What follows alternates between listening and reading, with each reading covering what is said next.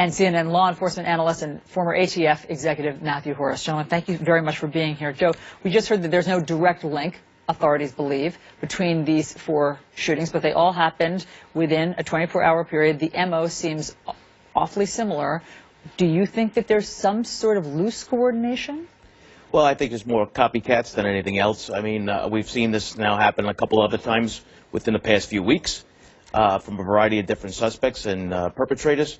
So I don't think we can make a direct correlation, but unfortunately we have a situation where shooting police officers at traffic stops or parked in their cars is becoming their MO. So this is something very disturbing.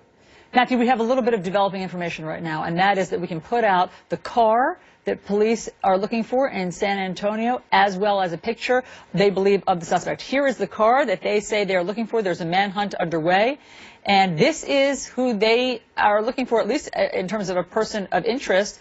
These are good photos. They're going to be able to find this guy. Yeah, you're going to see this come to a very quick closeout. We have a vehicle. We have a suspect identification. Someone out there knows who this is, and someone knows that vehicle. So you'll start to see intel start to come in. People will be making calls, sending emails, and hopefully within a very short period of time, we'll see this thing come to a close. Police might even know who this is by now. They might even have a license plate number off of that. Those pictures are so good. 100%. If you know, like I know, when you shoot and kill a police officer, we're going to find you very quickly. And remember, it's in the citizens' best interest to help us when that person is still out there, because that individual is a threat to everyone.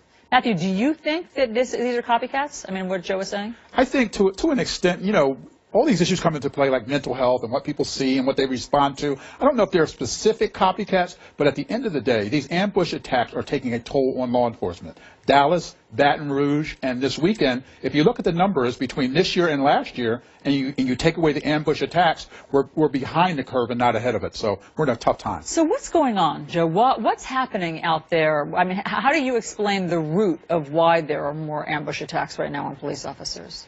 Well, unfortunately, I mean, many people are going to point to the protests against police over the last few years that have led up to this, but there's really probably no direct evidence for that. So the issue that comes down to is that we know that there's a strong dislike for law enforcement in this country right now under what's happening, and I think that we need to address that. And I think the police departments have to get out in front of this too. How?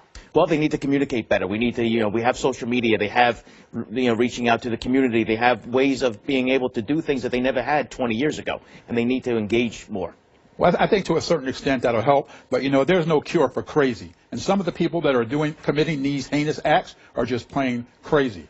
But don't you think, Matthew, that it does help to get the message out that police officers are your friends, they're doing God's work, they're there to help the community, they're in the community, they risk their lives every day? I mean, all those sorts of things to counteract the other messaging that we've heard because of all of the police-involved shootings where innocent, unarmed people have been shot. I mean, there is a big PR issue that needs to happen right now in this country. 100%. If you look at the report from the Wall Street Journal last year, over the last 20 years, public confidence in law enforcement is at all-time low. With that, I know a lot of departments are dealing with this whole social media issue, the optics and the coptics that come into play. But even with people that are going to commit acts like this, just like in Baton Rouge, just like in Dallas, oftentimes they aren't the ones that we're targeting anyway. So unfortunate, but true. Great point. Troubling times, guys. Thank you very much for all of your insight.